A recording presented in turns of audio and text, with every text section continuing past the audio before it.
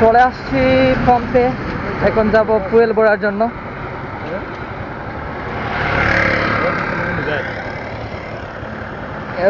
পিছনে বা রয়েছে, বলে ঠিকঠাক রয়েছে। আসলে অনেক সতর্ক সাবধানে যেতে হয় গাড়ি, ইদানিং বেশি অ্যাক্সিডেন্ট হচ্ছে রাস্তায়,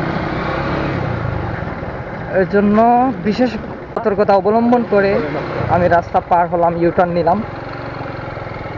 ইনশাআল্লাহ এখন ফুয়েল ভরবো।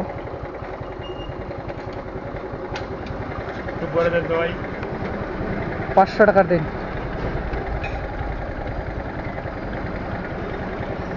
করে দেবে বড়